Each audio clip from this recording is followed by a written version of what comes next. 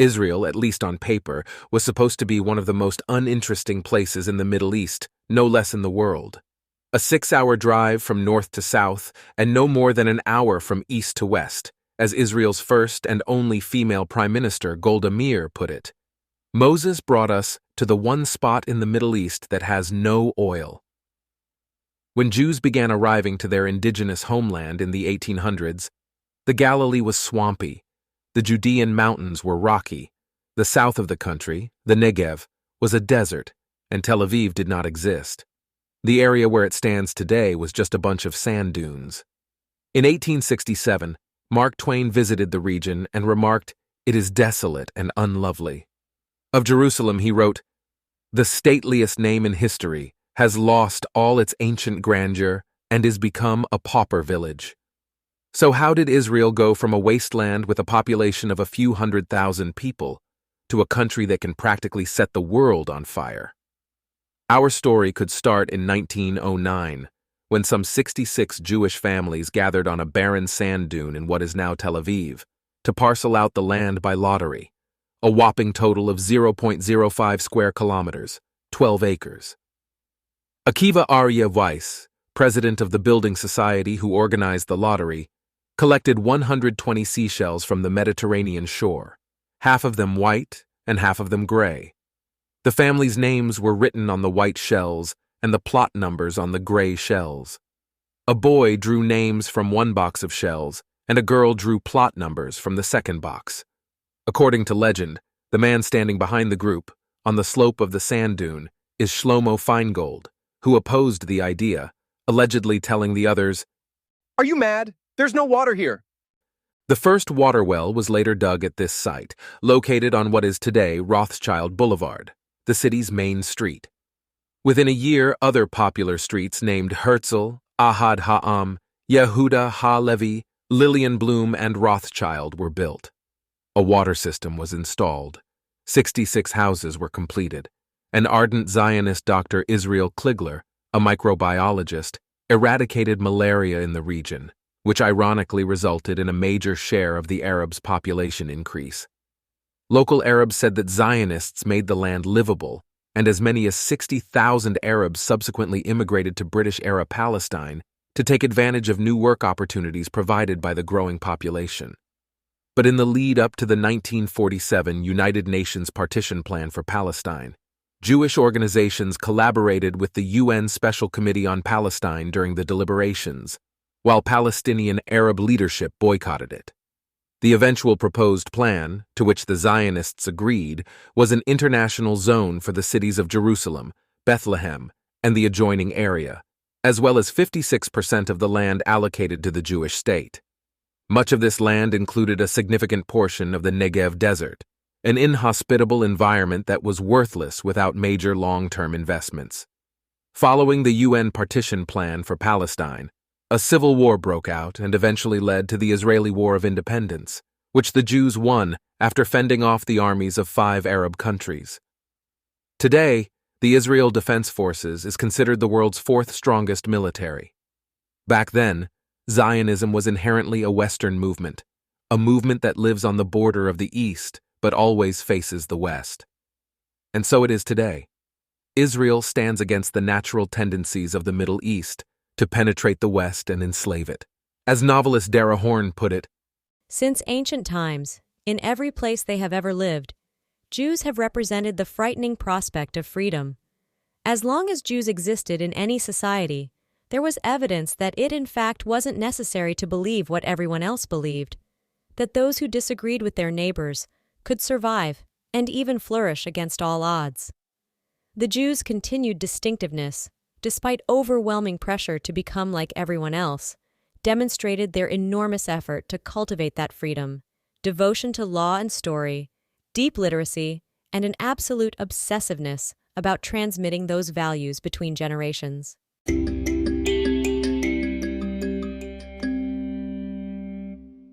In 1952, a 29-year-old Shimon Peres was appointed Deputy Director General of Israel's Ministry of Defense, and the following year, he was promoted to Director General.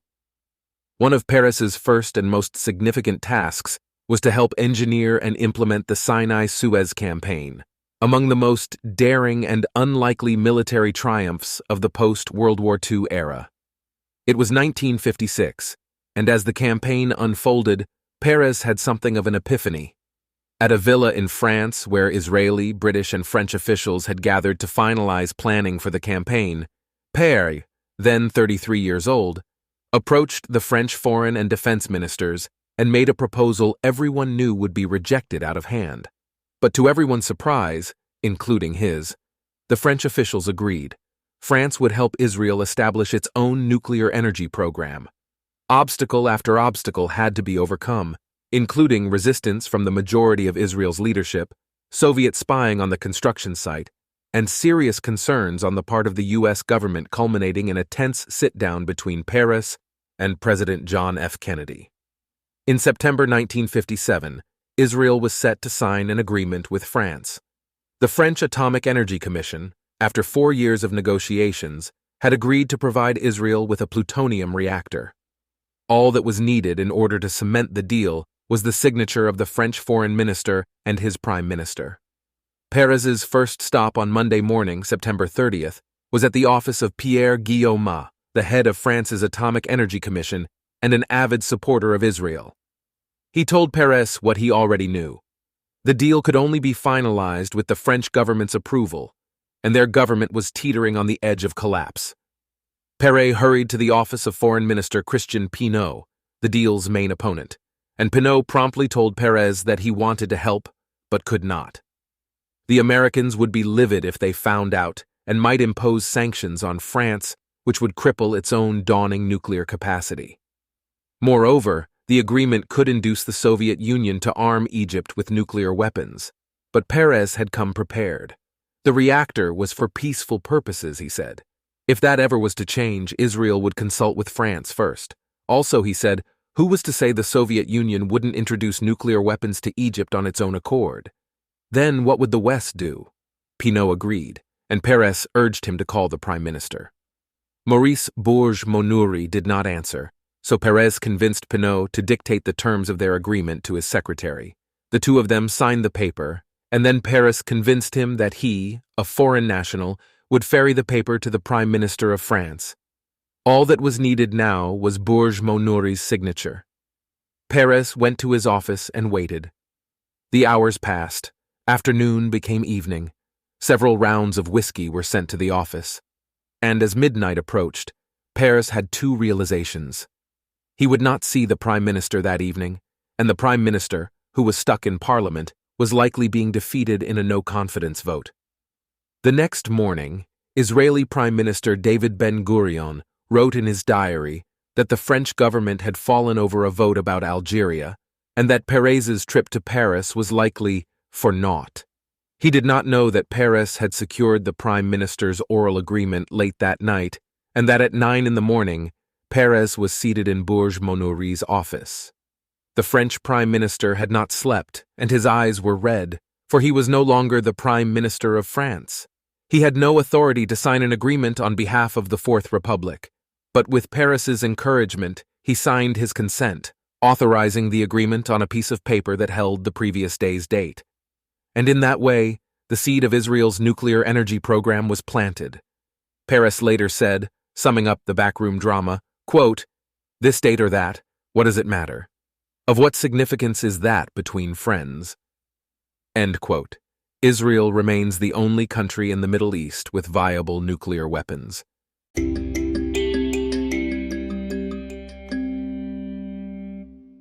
In the years leading up to and after the founding of the Jewish state, America was not a staunch supporter of Israel. Far from it. During the 1800s and early 1900s, wealthy Western European Jewish philanthropists funded land purchases in Palestine by poor Eastern European Jews who fled violent anti-Semitism across the Russian Empire. Most of these land purchases were done at the individual level, but there were instances when Ottoman governors themselves approved deals for Jews to buy land in Ottoman-era Palestine. After Germany invaded the Soviet Union in 1941, Joseph Stalin reversed his long-standing opposition to Zionism and tried to mobilize worldwide Jewish support for the Soviet war effort. In the 1950s, one of the greatest shares of Israel's income came from German war reparations, growing to 86% of the Jewish state's GDP in 1956. Support for Zionism among American Jews was minimal, until the involvement of famous lawyer Louis Brandeis in the Federation of American Zionists, starting in 1912. And while Woodrow Wilson, the U.S. president from 1913 to 1921, was sympathetic to the plight of Jews in Europe and favorable to Zionist objectives, he did not change any U.S. State Department policies to support Zionist aims. In 1944, two attempts by the U.S. Congress to pass resolutions declaring government support for the establishment of a Jewish state in Palestine were protested by the Departments of War and State due to World War II considerations and Arab opposition to the creation of a Jewish state. The resolutions were permanently dropped. As the end of the British Mandate in Palestine approached around the mid-1940s, the decision to recognize the Jewish state remained contentious among Americans, with significant disagreement between U.S. President Harry Truman, his domestic and campaign advisor Clark Clifford, and both the State Department and Defense Department. Rapidly changing geopolitical circumstances took place across the Middle East, and U.S. policy was generally geared toward supporting Arab states' independence, aiding the development of oil-producing countries, halting Soviet influence from gaining a foothold in Greece, Turkey, and Iran, and preventing an arms race in the region. All of these policies ultimately meant maintaining a neutral stance in the Arab-Israeli conflict, so much so that the U.S. put the fledgling Jewish state under an arms embargo. In the 1950s, the United States provided Israel with moderate amounts of economic aid, mostly as loans for basic foodstuffs. It was only after Israel's victory in the 1967 Six-Day War that America started seriously selling arms to the Israelis, who essentially proved their value as an ally by virtue of this victory. Israel did not grow strong because it had an American alliance, according to Walter Russell Mead, a professor at Bard College. It acquired an American alliance because it had grown strong.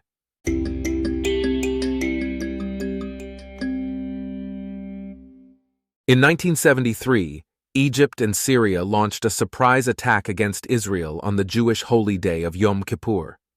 Israel wanted to preemptively attack, but U.S. leadership warned Israeli Prime Minister Golda Meir against initiating a war in the Middle East. According to U.S. Secretary of State Henry Kissinger, had Israel struck first, it would not have received so much as a nail.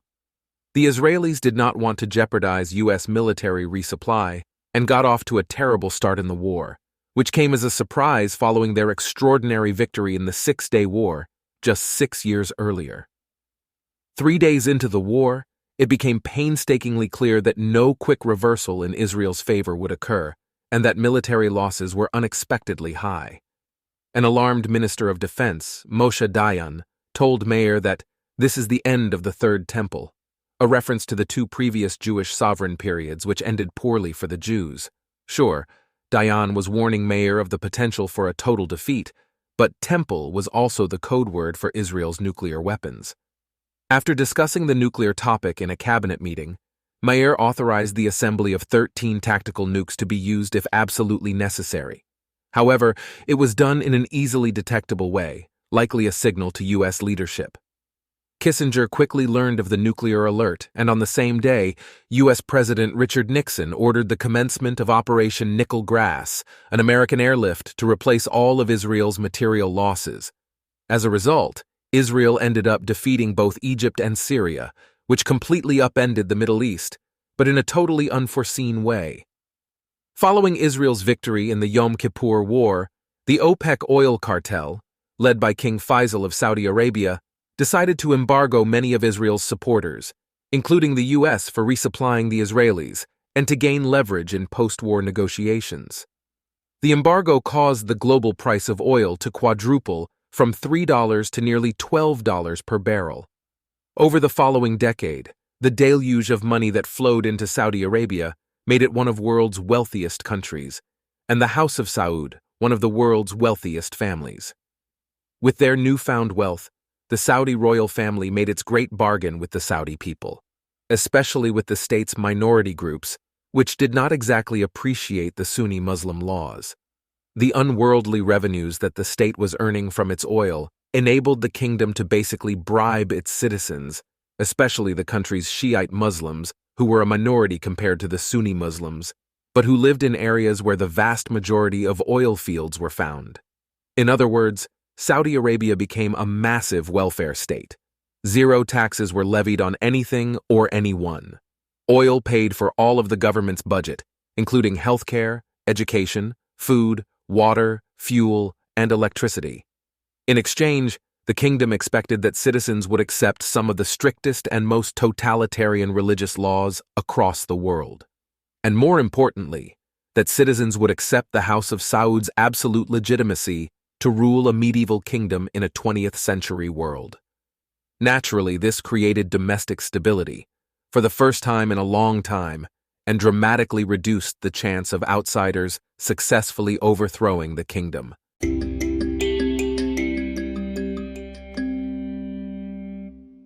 In 1976, Iraq purchased an Osiris-class nuclear reactor from France. While Iraq and France maintained that the reactor, located 17 kilometers 11 miles southeast of Baghdad, was intended for peaceful scientific research, the Israelis viewed the reactor with suspicion, believing it was designed to produce nuclear weapons that could escalate the ongoing Arab-Israeli conflict. In June 1981, the Israeli Air Force launched Operation Opera, an airstrike that destroyed the reactor. It was met with sharp international criticism, including in the United States, and Israel was rebuked by the United Nations Security Council and General Assembly in 2 separate resolutions. Media reactions were also negative. Israel's sneak attack was an act of inexcusable and short-sighted aggression, wrote the New York Times, while the Los Angeles Times called it state-sponsored terrorism. Meanwhile, the destruction of Iraq's nuclear reactor has been cited as an example of a preventive strike in contemporary scholarship on international law. It also established the Begin Doctrine, named after then Israeli Prime Minister Menahem Begin, which explicitly stated the strike was not an anomaly, but instead a precedent for every future government in Israel.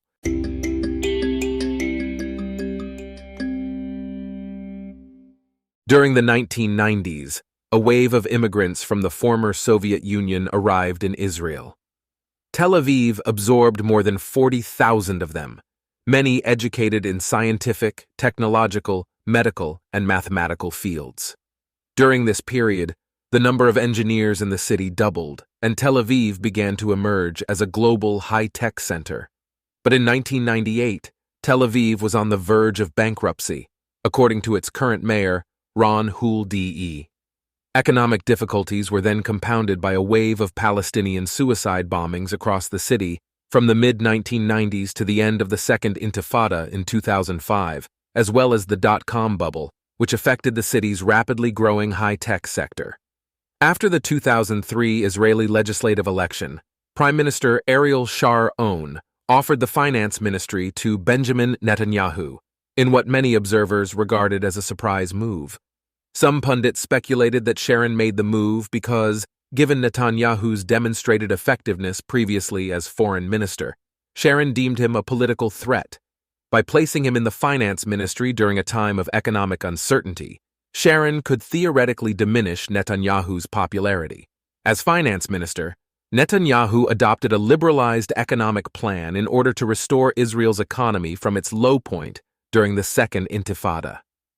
His strategy involved reducing the size of the public sector, freezing government spending, capping the budget deficit at 1%, attacking monopolies and cartels to increase competition, streamlining the taxation system and cutting taxes, privatizing a host of state assets, and raising the retirement age. As the Israeli economy started booming and unemployment significantly fell, Netanyahu was widely credited by commentators as having performed an economic miracle by the end of his tenure. Today, across the Middle East, Israel has the second highest compound annual growth rate, the third highest share of global GDP growth, and the highest life expectancy. In addition, the Jewish state boasts the world's most per capita, engineers and scientists, startups' expenditure on research and development as a percentage of GDP, and most high-tech unicorns, as well as the second most venture capital investments and third most university degrees.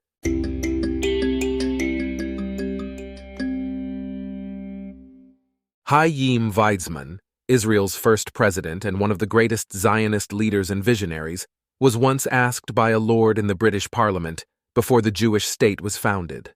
Why Palestine? Why not try elsewhere, somewhere you would have less enemies, less struggles, less hardships and difficulties, somewhere closer perhaps? Weizmann replied, "My dear lord, why is it that you insist on driving 2.5 hours every weekend to visit your elderly mother when there is a perfectly decent, nice old lady living just across the street?"